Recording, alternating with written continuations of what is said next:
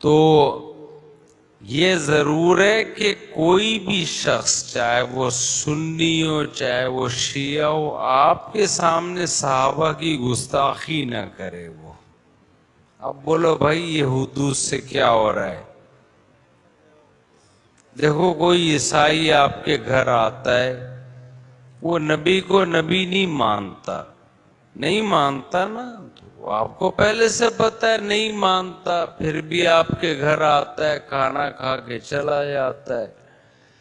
لیکن وہ آ کے آپ کے پیغمبر کو برا بھلا کہنا شروع کر دے تو آپ کہو گے بھائی اب یہ کیا ہو رہی ہے؟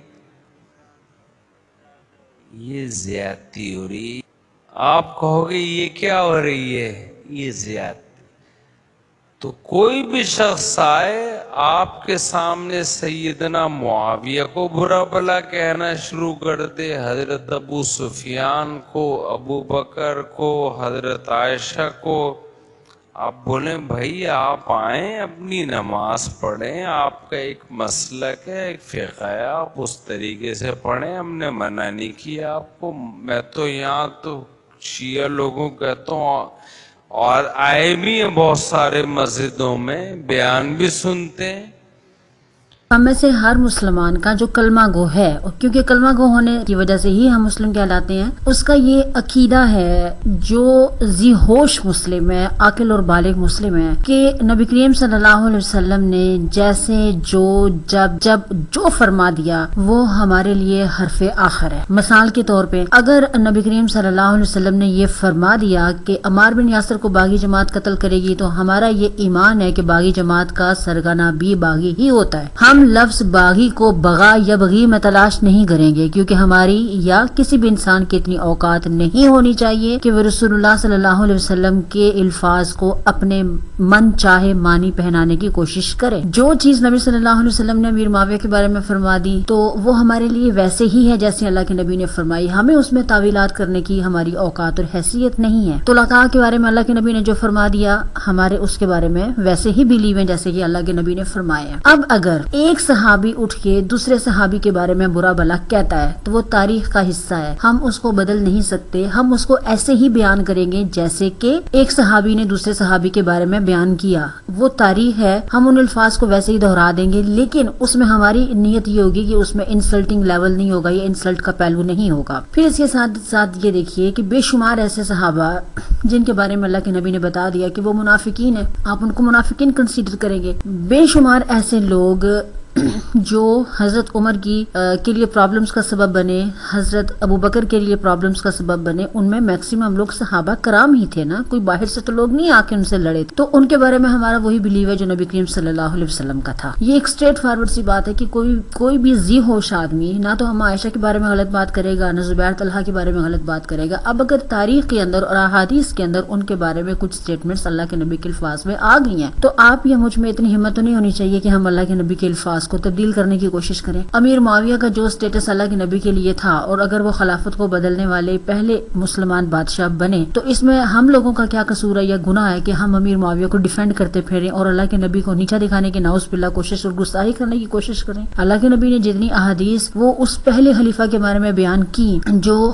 خلافت کو بادشاہت میں بدلے گا، وہ ساری کی ساری اگر امیر معاویہ کے اوپر فٹ بیٹھتی ہیں تو یہ دیوبندی مکتبہ فکر کو کیوں تکلیف ہوتی ہے؟ اگر حضرت علی کے مقابلے میں ایک فتنہ پرور باغی جماعت کھڑی ہو جاتی ہے اور اس کے لیڈر امیر معاویہ ہیں، ابو سفیان کے بیٹے ہیں، تو ان سب لوگوں کو کیوں تکلیف شروع ہو جاتی ہے؟ پھر اسی بیس کے اوپر ہی کسی کو مسلمان، کسی کو کافر، کسی کو شیعہ، کسی کو کیا اور کسی کو کیا کہنا شروع ہو جاتے ہیں. ان شارٹ بات کرنے کا میرا مقصد یہ ہے، ہمارا کام ہے احادیث کو سننا، اس کے اوپر عمل کرنا، حق کو حق سمجھنا اور منافقت کو منافق سمجھنا، جھوٹ کو جھوٹ سمجھنا، حق کے بارے میں اپنی رائے یہ رکھنا کہ ہمارا ایمان حق کے ساتھ ہے، ہم حق کے ساتھ چلنے والے ہیں. کیونکہ جب تک آپ سچ کو سچ نہیں کہیں گے اور جھوٹ کو جھوٹ نہیں کہیں گے، آپ سچ کو مان کے چل نہیں سکتے. آپ جب یہ کہتے ہیں کہ میں نے مسلمان ہونا ہے تو آپ کو کلمہ پڑھنا پڑے گا، اور کلمے کا جو فرسٹ ورڈ ہے وہ ہے لا. مطلب آپ پہلے کے تمام جو آئیڈیلزم ہے یا جو بت پرستی ہے آپ اس کا انکار کرتے ہیں، پھر آپ سب سے آخر میں آ کے اللہ کی وحدانیت اور توحید کا اقرار کرتے ہیں ایز اٹ از. اگر آپ نے حضرت علی کے کیمپ میں آنا ہے تو آپ کو معاویہ کا انکار کرنا پڑے گا. لیکن اگر آپ یہ کہتے ہیں کہ آپ آدھے تیتے رہے، آدھے بٹیر رہے، آپ نیوٹرل رہ کے بھی چل سکتے ہیں، تو اسلام کے اندر منافقت نام کی کوئی چیز نہیں ہوتی.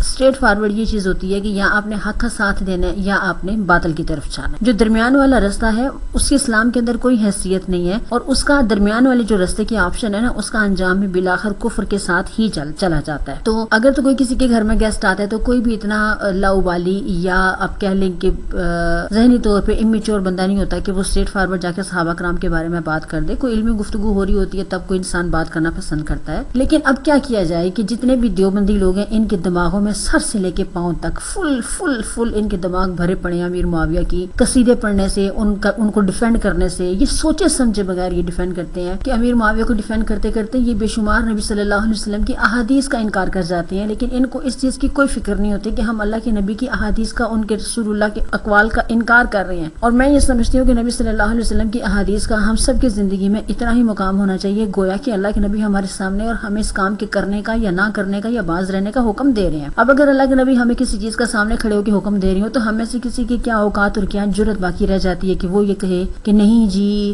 چونکہ یہ لوگ ایسے ہیں, چونکہ یہ لوگ ویسے ہیں, آپ نے ان کو معاف فرما دیا. تو مطلب آپ بتائیے کہ صحابہ کرام میں سب سے زیادہ جرت والے حضرت عمر فاروق تھے جو اللہ کے نبی کے اوپر سوال کر سکتے تھے, یا انہوں نے بعد میں بہت دفعہ کہا بھی کہ میں نے سوال کیا تو مجھے خود اپنے آپ پہ حیرانی ہوئی کہ میں نے جرت کیسے کی اللہ کے نبی سے سوال کرنے کی. تو باقی صحابہ کرام میں سے تو ابوبکر سے میری کسی کی جرت نہیں ہوتی تھی اللہ کے نبی کے سامنے سر بھی اونچا کرنے کی یا سوال خیال بھی دماغ میں لانے کے سوال کا. تو ان تمام دیوبندیوں کی کیسے جرت ہو جاتی ہے اور یہ ناصبیوں کی کیسے جرت ہو جاتی ہے کہ یہ اللہ کے نبی کی حدیثوں کا اسٹریٹ فارورڈ انکار کر دیتے ہیں. جب امیر معاویہ اور ابو سفیان کے بارے میں بات ہوتی ہے اسٹریٹ فارورڈ انکار کرتے ہیں صحابہ کی شان, صحابہ کی شان, صحابہ کی شان. اللہ تعالیٰ نے جب نبی کریم صلی اللہ علیہ وسلم سمیت تمام انبیاء کو ان کی سرزنش کی ہے, ان کو ڈانٹ دیا ہے, ان کی غلط بات بھی ان کو ڈانٹ دیا ہے, تو پھر صحابہ کون ہے نبی صلی اللہ علیہ وسلم کو دیکھنے والے؟ اگر وہ رسول اللہ کے احکامات کا انکار کر رہے ہیں تو کیا ان کی صحابیت باقی رہتی ہے؟ ہرگز نہیں.